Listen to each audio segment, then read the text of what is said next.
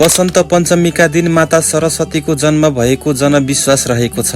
यो दिन माता सरस्वतीको पूजा मन्दिरमा मात्र नभएर विभिन्न शैक्षिक संस्थाहरूमा पनि गरिन्छ। नमस्कार साथीहरू, यो हो the divine stories YouTube channel. यहाँहरूलाई पुनः स्वागत छ।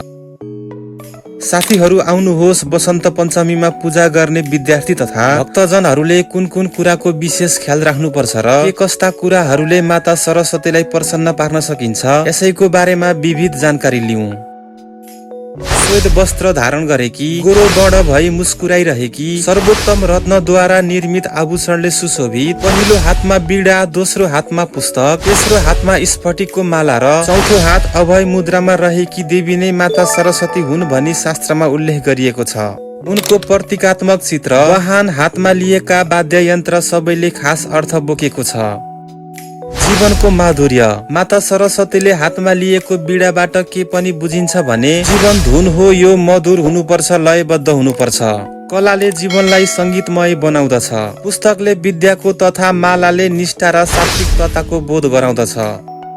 जीवनको सौन्दर्य, हामी तस्बिरमा माता सरस्वती सँगै सुन्दर पंक्षी मयूरलाई पनि देख्न सक्दछौँ। मयूर सरस्वतीको वाहन हो। मयूरलाई सौन्दर्य एवं मधुर स्वरको प्रतीक मानिन्छ। यस अर्थमा विद्या नै मानिसको सौन्दर्य हो। सरस्वती पूजा, मौसमी चक्र अनुसार वर्षभर नै विभिन्न चाडपर्व आउने गर्दछन्। यी पर्वले हाम्रो जीवनमा उल्लास मात्र ल्याउँदैन, खास अर्थ पनि राख्ने गरेको छ। कुनै न कुनै पर्व मनाउनुको पछाडि त्यसको सामाजिक तथा वैज्ञानिक महत्व हुन्छ। सरस्वती पूजा, यसलाई हामी वसन्त पञ्चमी तथा श्री पञ्चमी पनि भन्दछौँ। ज्योतिष विज्ञान अनुसार कुनै पनि शुभ कार्य थालनीको लागि यो निकै नै राम्रो साइत हो। त्यसैले श्री पञ्चमीको दिन राम्रो काम प्रारम्भ गर्न अतिरिक्त साइत हेराइरहनु पर्दैन। साथै यस दिन साना बालबालिकाहरूलाई अक्षर लेख्न सिकाइन्छ। अर्थात् सरस्वती पूजाको दिन अक्षराम्भको उपयुक्त अवसर मानिन्छ। किन मनाउने त वसन्त पञ्चमी? हामी कहाँ वर्षभर मुख्यतया 3 देवीको विशेष पूजा आजा गरी मनाइन्छ। महालक्ष्मी, महादुर्गा र महासरस्वती। लक्ष्मी धनकी देवी, दुर्गा शक्तिकी र सरस्वती विद्याकी देवी हुन्। वास्तवमा यी त्रिदेवी प्रतीकात्मक देवी हुन्। अर्थात् जीवनमा पूर्णता हासिल गर्नका लागि हामीसँग 3 चिजको खास महत्व हुन्छ। त्यो हो धन, विद्या र शक्ति। यसर्थ श्री पञ्चमी विद्याकी देवीको पूजा गरिने विशेष दिन हो। विद्या, ज्ञान, शिक्षा वास्तवमा त्यो चीज हो जसले जीवनलाई सहज, सफल, संघर्षशील, संयमित बनाउँदछ। यो दिन संगीत, कला, साहित्य एवं विद्याकी देवी सरस्वतीको विधिपूर्वक पूजा आराधना गरिन्छ। बोधिसत्व मञ्जुश्री, श्री पञ्चमीको दिनलाई बौद्ध धर्मावलम्बीहरूले पनि सरस्वतीलाई बोधिसत्व मञ्जुश्रीको रूपमा ज्ञानको प्रतीक मानेर पूजा आजा गर्ने गर्दछन्। साथै श्री पञ्चमीका दिन बौद्ध धर्ममा ज्ञानका र ग्रह बृहस्पति तथा भगवान विष्णुको अवतारका रूपमा बुद्ध भगवानको पूजा गर्ने शास्त्रीय नियम रहिआएको छ। वसन्त आगमनको उल्लास, सरस्वती पूजाको दिनलाई वसन्त पञ्चमी पनि भनिन्छ।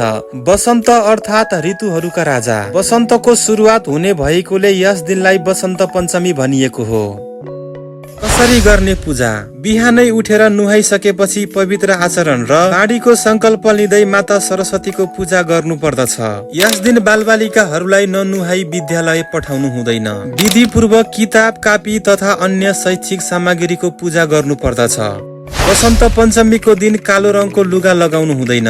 पहेँलो रङलाई माता सरस्वतीको प्रिय रङ मानिन्छ। त्यसैले वसन्त पञ्चमीको पूजामा पहेँलो रङको ठूलो महत्व रहेको छ। यस दिन देवी सरस्वतीलाई पहेँलो फूल र पहेँलो रङको प्रसाद चढाउनु धेरै नै शुभ मानिन्छ। वसन्त पञ्चमीको दिन बालबालिकाहरूलाई पहेँलो वस्त्र लगाएर माता सरस्वतीको विधिपूर्वक पूजा गर्न लगाउनु पर्दछ। यस दिन पहेँलो रङको चामल चढाउनु अति नै शुभ मानिन्छ। साथै बिहान कलश स्थापना गरी गणेश, सूर्य, अग्नि, विष्णु, शिव आदि देवताको पूजा गरी सरस्वतीको पूजा गरिन्छ। सरस्वतीलाई नैवेद्यको रूपमा पहेँलो चामल, खीर, नौनी, दही, दूध, धानको लाबा, तिलको लड्डु, नरिवलको जल, मुला, बयर, बेल, अदुवा, मक्खन, सेतो तिलको लड्डु, घिउ, नरिवल, सक्खर र मौसम अनुसारको फल चढाउनु उत्तम मानिन्छ।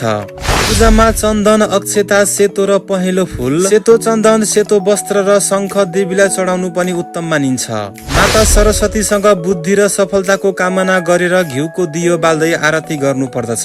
पढाइमा मन नलाग्ने विद्यार्थीहरूले देवी सरस्वतीको नित्य पूजन गरेमा अति शीघ्र लाभ प्राप्ति भई पढाइमा मन लाग्ने धार्मिक विश्वास रहिआएको छ। त्यसै गरी कसैलाई पनि गाली गलौज गर्नु हुँदैन र मनमा सकारात्मक विचार ल्याउनु पर्दछ। यस दिन तामसिक भोजन त्याग्नु उत्तम मानिन्छ। माताको प्रतिमा अघि उभिएर यहाँ लेखिएको श्लोक उच्चारण गर्दा स्मरण शक्ति बढ्ने र सबै मनोकांक्षाहरू पूरा हुने बताइएको छ। सरस्वती पूजाको धार्मिक महत्व। वसन्त पञ्चमी अर्थात सरस्वती पूजाको धार्मिक महत्व ठूलो रहेको छ। प्रत्येक वर्ष माघ शुक्ल पक्षको पञ्चमीका दिन वसन्त पञ्चमी मनाइन्छ।